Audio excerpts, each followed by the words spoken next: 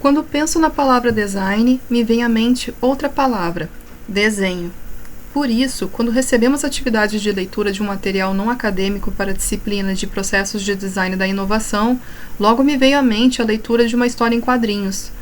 O material escolhido foi o livro O Escultor, que, como o próprio nome diz, retrata a vida de um artista especializado em esculturas. Alguém que molda a realidade me remete ao designer de uma forma mais metafórica.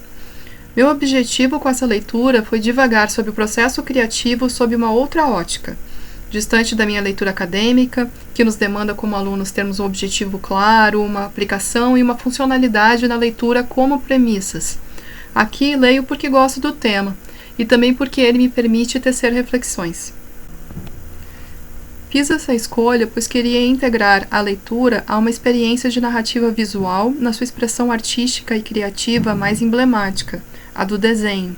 Apesar de os quadrinhos serem estigmatizados como literatura para crianças, sua produção vem recebendo reconhecimento em obras com conteúdo adulto, como Maus, Persepolis, Black Hole e Sandman. O livro O Escultor retrata o processo artístico de um homem obcecado por produzir uma arte que dê significado à sua existência, mesmo que isso represente a inevitável destruição do artista neste processo de criar. A ideia de ler algo sobre o processo criativo, individualizado, e que gere um produto nada utilitário, como é a arte, me chamou a atenção como uma forma de refletir sobre a criação sobre perspectivas opostas à minha realidade profissional e acadêmica. Na nossa disciplina, tivemos como foco processos coletivos de criatividade voltados à produção de funcionalidades, à implementação e à prática da inovação. Embora estes sejam aspectos pensados na arte, a funcionalidade não é um aspecto tão observado no processo de criação artística. Podemos ver isso no livro, onde em determinado momento o artista, tomado pela loucura produtiva, faz tantas esculturas em pedra no seu apartamento que o chão desaba. A história do escultor começa com David, um artista que teve seu contrato com seu agente cancelado. Apesar de David ter sido um jovem artista com algum reconhecimento, seu nome fica sempre à sombra de outro artista mais famoso e de mesmo nome. Gradualmente, sua fama inicial se esvai com a perda do interesse do público e uma crise criativa. O David é um homem solitário e sem família, que vê na sua produção artística a única possibilidade de construção de sentido existencial. Loucura e morte são mostradas ao longo das páginas, e uma solução mágica, um superpoder, antes apenas imaginado na infância do protagonista, se torna realidade, lhe permitindo voltar a criar. Mas o superpoder não garante que a expressão criativa terá apelo para quem vê o resultado da obra. É interessante a ironia no paralelo entre o mercado de quadrinhos e o das artes. O mercado de quadrinhos é tomado por super-heróis. O herói dessa história deseja ter estes superpoderes, e de fato os consegue, mas apenas superpoderes que lhe permitam executar uma expressão de uma arte com baixo apelo comercial de massas, a escultura. Neste sentido, neste livro podemos observar a cultura de massas e a cultura erudita se integrando, assim como o mercado de arte e expressão artística. No livro, a arte só ganha valor se é percebida como de valor pelo outro, e para a arte, a percepção de valor é o exemplo máximo de subjetividade e sujeição a variáveis de mercado que nada dizem sobre a arte em si. David sofre ao dar tudo o que tem na sua obra e não ser reconhecido pelos críticos e comerciantes de arte. Essa crítica ao mercado é representada em um artista da atualidade, Jeff Koons. Pensando no mercado de arte hoje, como entender o valor de Koons? E, ao mesmo tempo, como não entender seu valor de mercado no nosso contexto atual de pós-verdade, ausência de espírito crítico, culto a personalidades e individualismo? A arte é uma reflexão do seu tempo, e aqui ela mostra bastante coerência.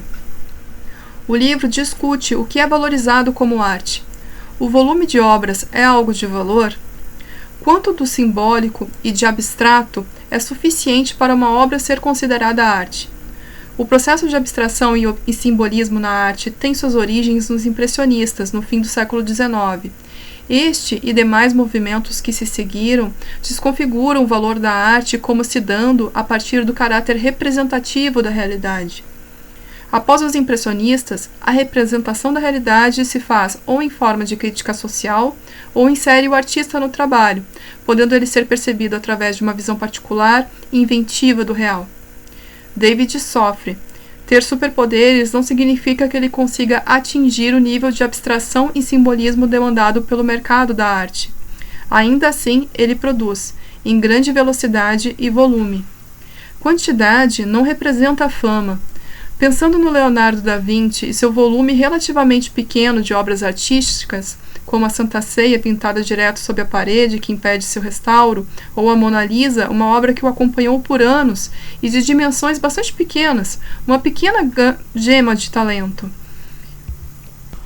Ainda assim, é difícil pensar em um nome maior na arte, mesmo se pudermos ver com os próprios olhos dimensões descomunais de um quadro como a Ronda Noturna de Rembrandt ou a escultura Davi de Michelangelo. Ser um bom artista é ser reconhecido. Ser relevante é atingir a fama. A relevância pode ser traduzida, e de fato é, em alguns casos, em volume de obras ou em tamanhos estarrecedores.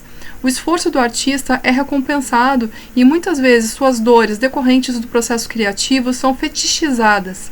Criar no contexto artístico muitas vezes significa expor a própria alma, a alma de um indivíduo sensível que usa essa sensibilidade para espelhar o espírito do tempo. Neste processo, alguns definham, como o pintor Van Gogh, Jackson Pollock, Basquiat, ou na música, Kurt Cobain, Amy Winehouse, Janis Joplin. A morte renova o apelo comercial da obra do artista póstumamente e conecta a obra à biografia do artista, seus sofrimentos e angústias. Neste sentido, consigo tecer um paralelo em como o mercado absorve a arte e a torna relevante, numa lógica que valoriza artistas vinculados a grandes centros urbanos, com acesso a grupos de interesse. Há no mercado da arte a figura do validador, um entreposto que, ao fazer a curadoria, introduz muitas vezes novas camadas de significado, talvez nem racionalizadas pelo artista. Esse processo pode ser observado sob a ótica do design de significado de Roberto Verganti, onde ideias têm seu significado construído e interpretado. Neste sentido, a arte hoje também segue uma lógica de mercado, de seleção frente ao volume de ideias que querem ser expressadas. Muitos não terão sua exposição na Sala Branca. A mulher também é mostrada na obra como uma figura objetificada. Assim como o artista é objetificado e fetichizado, ao ter sua existência indissociada de sua obra, a mulher também é objetificada aos olhos do artista, tornada um anjo barroco de asas. O livro estereotipa a figura da mulher de afeto do escultor como alguém classificado na indústria do audiovisual como a Manic Pixie Dream Girl. Alguém que é objeto de afeto por tirar o homem da sua realidade, pelo seu encanto exótico, original, barroco, descolado.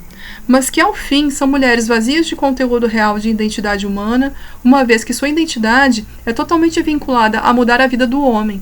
Neste sentido, ela é misteriosa, sua caracterização é aprofundada apenas para fins estéticos, de endeusamento da musa inspiradora. A mulher nessa história tem apenas efeito narrativo, para agudizar a queda, e no processo ela também se esvai.